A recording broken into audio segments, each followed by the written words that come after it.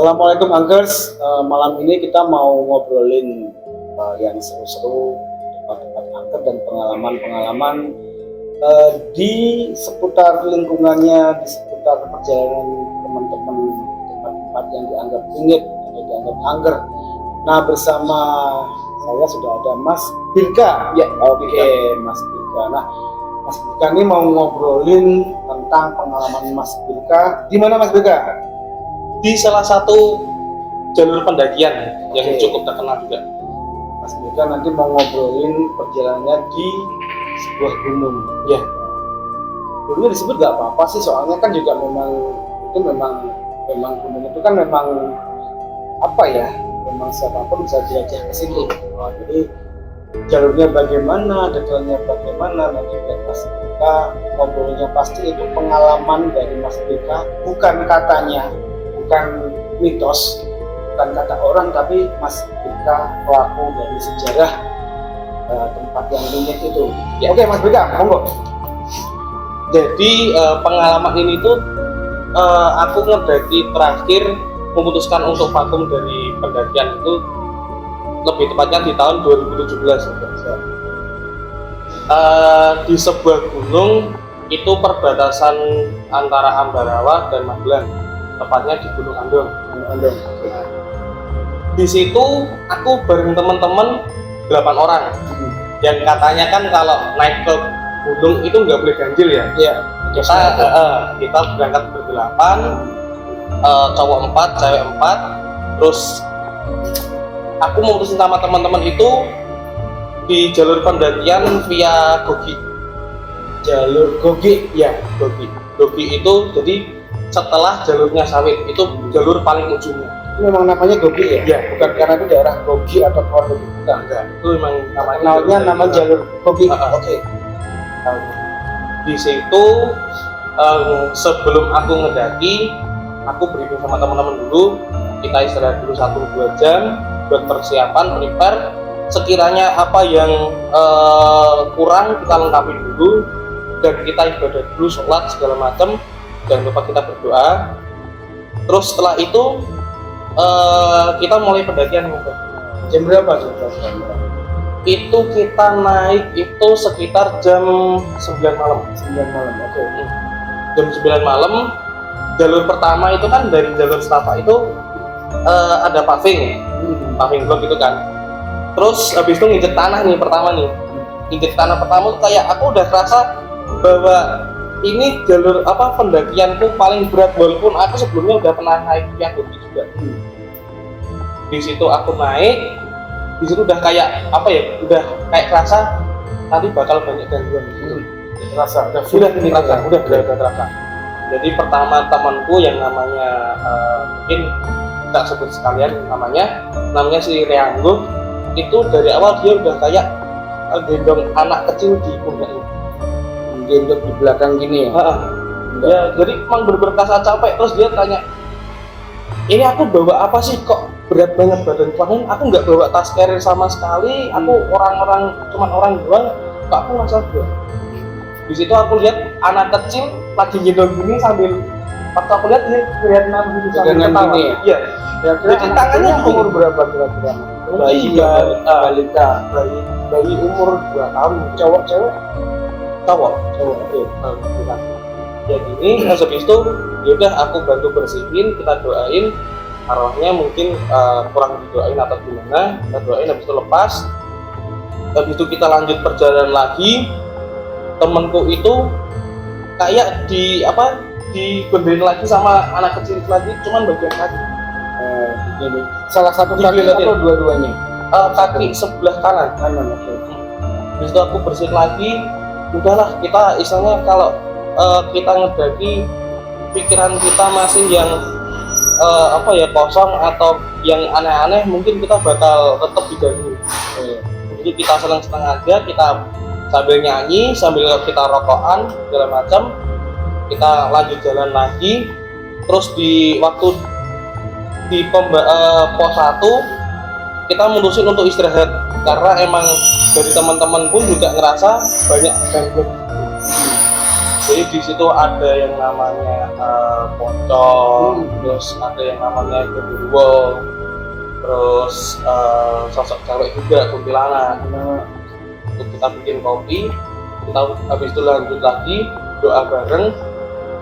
Habis itu di jalur kalau nggak salah itu namanya Watu Koco, itu di situ bener-bener kayak teman-teman itu yang kita coba foto-foto segala macam nangkep yang namanya sosok penampakan bener-bener jelas banget. Jam berapa di Koco? Sekitar jam setengah 10, jam 10. Oh, sebelum dini hari ya. Di situ pun juga kita tertutup kabut jalurnya, kita istirahat lagi di Watu Koco. Foto itu ada sosok tinggi besar, itu hitam semua, berbulu semua kayak gitu di belakang salah satu teman cewek kalau nggak salah.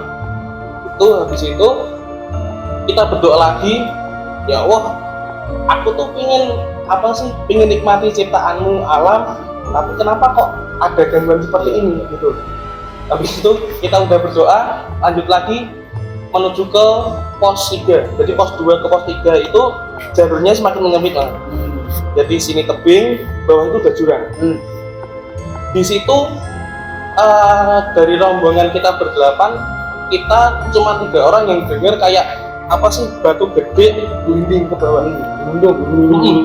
Suaranya kenceng banget. Cuman yang dengar cuma 3 orang. Di antara orang 8 cuma 3 aja yang dengar. 3 orang. Terus setelah kita bawa senter kan, bawa baterai itu kan, kita senterin, ternyata kayak wujud ini kepala Gas dulu. Kalau orang katanya gundul pecengis. Nah di situ. Habis itu kita ya nggak lupa kita tetap berdoa biar istilahnya arwah-arwah yang dikubur itu biar tenang. Ya kita tidak menutup kemungkinan itu semua alam itu pasti ada penunggunya, itu pasti ada. Itu kita lanjut lagi perjalanan, kita udah benar-benar capek. Sebelum lanjut perjalanan itu sebenarnya aku udah ngomong sama temanku, kita untuk pendakian kali ini kita nggak bisa sampai puncak, karena aku lihat di depan itu udah benar-benar kayak ditutup tembok, gelap banget itu, kita nggak bisa lewat dulu kan. Beneran ketika di pos 3 kita udah benar-benar ya udah depan itu udah nggak kelihatan. Jam berapa nyampe pos 3 ya? Itu sekitar jam setengah 12. Oh udah Setengah 12. Kita akhirnya memutuskan buat buka tenda di situ, jalur pendakian situ. Terus ada salah satu temen yang kena gangguan, kebetulan aku bawa tasbih yang waktu itu aku dikasih sama Eyang, suruh bawa, ini tasbih bawa, ini suatu saat berguna. Begitu aku kalungin ke temanku cewek itu, kita berdoa, tasbih itu bereaksi jadi gerak terus. Dan posisi tenda itu kayak ada yang gerakin. Goyang. Iya. Dan yang kerasa itu yang di dalam tenda. Jadi ada 2 orang di luar, dia nggak kerasa apa-apa. Dan nggak ngeliat goyangnya nggak kelihatan. Yang di dalam merasa kayak gempa bumi gitu. Jadi kayak kita kena badai. Iya.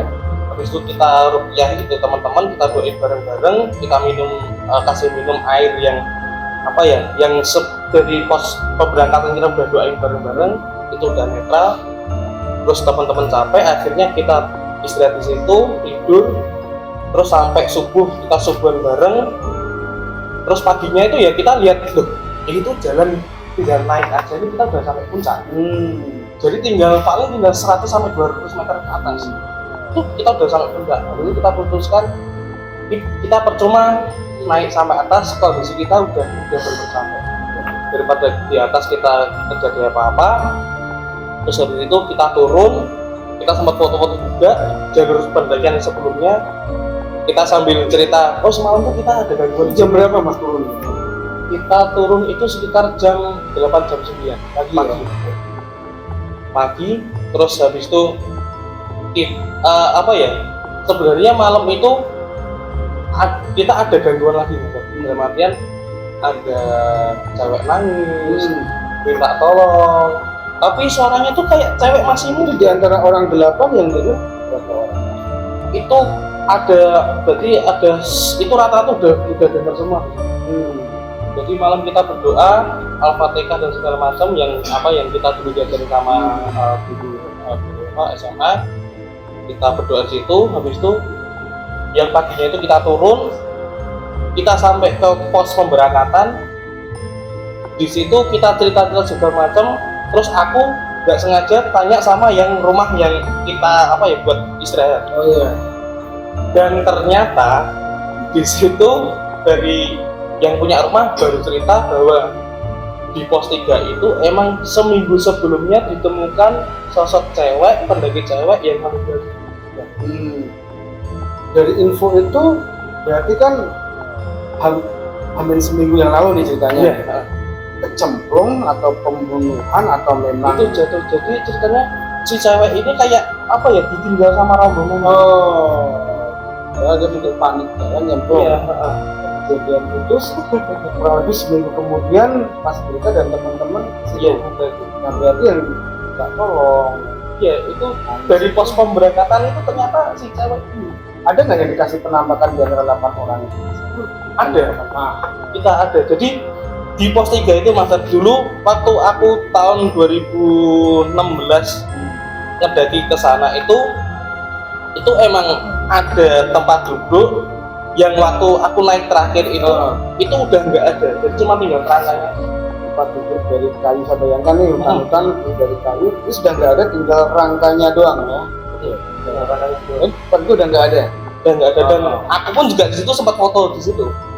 Buat apa sih momen ketika aku besoknya ketemu sama teman-teman ya, waktu itu aku daki, aku bisa ceritain loh tempat duduk yang kita Dokumentasinya ya. ada. Nanti kita tampilin dokumentasinya. Dan itu emang terlihat jelas posisi sebenarnya untuk korban cewek itu sebenarnya cantik. Itu mungkin di umur 19 tahun gitu. Kalau nggak salah sekitar 19 tahun. Wajahnya jadi gini, kalau temen Mas Dika yang dikasih penampakan itu dia bisa detail cerita nggak, maksudnya dari bajunya, dari wajahnya, apakah berdarah, apakah kan kadang kita bisa bayangin nih, oh pendaki berarti bajunya baju pendaki ya, bukan putih kayak pendelana. Oh enggak, tapi baju bukan pendaki gitu. Itu jadi konon cerita itu baju yang dipakai itu baju sebelum dia mendaki. Jadi dia pakai kayak baju casual gitu kan. Wajahnya Mas posisi berdarah semua, terus Oh. badan semua berdarah semua. Kamu nggak komunikasi nih sama temennya? Dan ada pesan? Iya, Pak, komunikasi. buat Dia cuma bilang itu, aku di sini cuma ditinggal sama rombongan. Ketika kita minta doain, dia tersenyum dan dia bilang makasih, aku udah didoain di sini, dan mungkin ceritaku meninggal di sini bisa buat pembelajaran sama teman-teman yang lain. Jangan sampai kamu ninggalin temanmu sendiri di luar. Gitu. Berarti bisa dikatakan tempat itu adalah jalur Gogi itu ya? Iya. Kamu penting Mas. Jadi kalau sampai sekarang pun kalau teman-teman lagi kumpul nih kita cerita Terusnya gini nih, kalau kita ngomongin bahasa kayak dia datang seperti itu. Jadi terusnya makanya kadang kita kalau lagi pernah kalau di podcast ini lagi ngomongin sesuatu, lu biar untung berbayangan. Nah kalau kita merinding. ya mungkin datang, cuman dia karena Tapi nyebut nama nggak Mas? kalau namanya dia nggak nyebut. Nah, 19 tahun dengan baju kayak casual berbayangan merah itu kenapa casual disebut? Pesan yang dibawa itu adalah ketika Anda bersama rombongan, entah pendakian, entah titik alam terbuka, jangan pernah ditinggal. Karena yang ditinggal pasti akan konyol, mungkin panik ya, ini panik, takut juga. Mungkin mau nyalip, mau jalan kenceng, merosot di jurang ya. Terus pas sudah sampai di desa terakhir tadi ya, ngobrol itu, apakah ada gangguan lagi? Waktu kita pulang pun kita masih ada gangguan, yaitu itu posisi musim kemarau. Tapi kita sampai di rumah, kita kan nganter si cewek-cewek ini, kita tuh jalan terus sampai keluarga di rumah tuh bilang, loh kamu kok basah kuyup? Apa di sana hujan? Padahal di sini musim kemarau. Iya. Jadi juga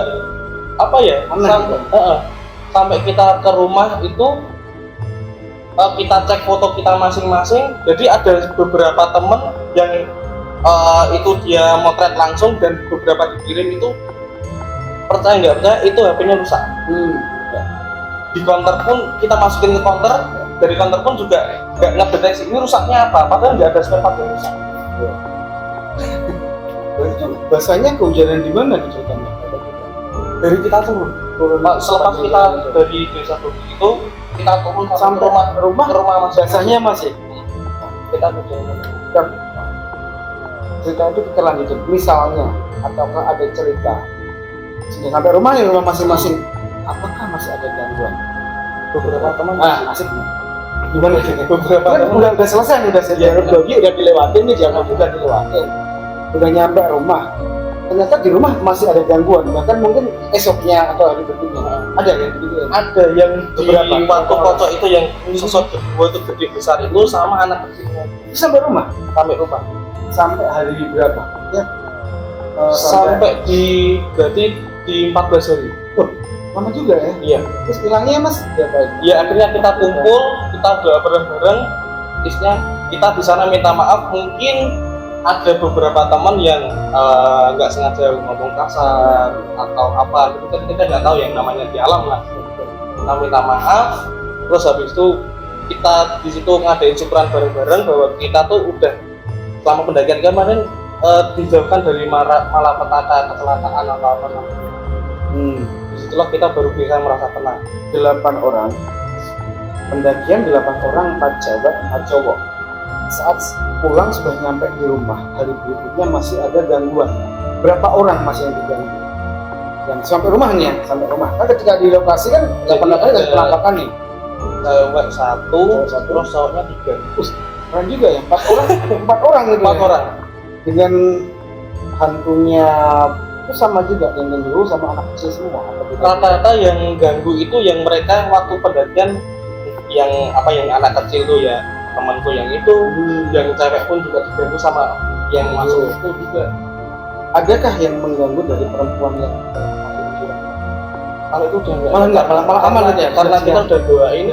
dan dia pun udah ikhlas waktu itu udah saling terima kasih dan ternyata yang besok yang gendruwo sama anak kecil tadi ya selama 14 hari no, keren 14 hari itu kalau kita lagi kumpul gitu cerita itu juga kok bisa ya gitu terus setelah 14 hari ini selesai aman sudah tidak ada apa kejadian lagi itu aman benar-benar sudah aman oke. Terus setelah sampai selesai 14 hari sudah selesai nih apakah minggu berikutnya atau bulan berikutnya ya ada pendakian lagi jadi ada nggak?